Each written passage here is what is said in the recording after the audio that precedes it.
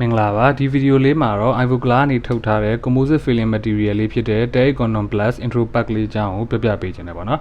ဒီ Te-Econom Plus Composite layer ဆိုလို့ရှိရင် Flexural ပေးရတဲ့ resin-based hybrid composite လေးဖြစ်တယ်ပေါ့နော်သူ့ကိုဆိုလို့ရှိရင် class 1နဲ့ class 5 restoration တွေမှာအသုံးပြုနိုင်မှာဖြစ်ပါတယ်ဒီ Te-Econom Plus Composite လေးရဲ့ Flexural strength ကတော့ 320 MPa ဖြစ်တဲ့အတွက်လုံများတဲ့ Posterior သွားတွေမှာပါကောင်းကောင်းမွန် filling လုပ်ပေးနိုင်မှာဖြစ်ပါတယ်သူ့မှာဆိုလို့ရှိရင် special filler လေးလည်းပါဝင်တာဖြစ်တဲ့အတွက်စေကမှုနေပါတယ်ပေါ့နော်အဲဒါကြောင့်မလို့အသုံးပြုတဲ့အခါမှာလွယ်လွယ်ကူကူအဆင်ပြေပြေအသုံးပြုနိုင်မှာဖြစ်တယ်ပေါ့နော် Radiopacity လည်းကောင်းမွန်တာဖြစ်တဲ့အတွက်သွားတတ်မှန်နေမှာဆိုလို့ရှိရင်ထင်ထင်ရှားရှားမြင်ရမှာဖြစ်တယ်ပေါ့နော် restoration တွေပြုလုပ်ပြီးသွားတဲ့အခါမှာဆိုလို့ရှိရင်လည်းတဘာဝသွားတွေနဲ့တူညီအောင် polishing လုပ်နိုင်စွမ်းလည်းကောင်းမွန်ပါတယ်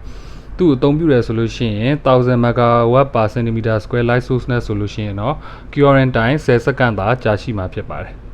သူရဲ့ Translucency ကတော့ medium ဖြစ်တယ်ပေါ့နော် Te-Econom Plus Intro Pack မှာဆိုလို့ရှိရင် Te-Econom Plus Color Shade A2 တစ်ချောင်း A3 တစ်ချောင်း Eco Edge Etching Gel Syringe တစ်ချောင်း 2 gram Te-Econom Bond Total Edge Adhesive တပူ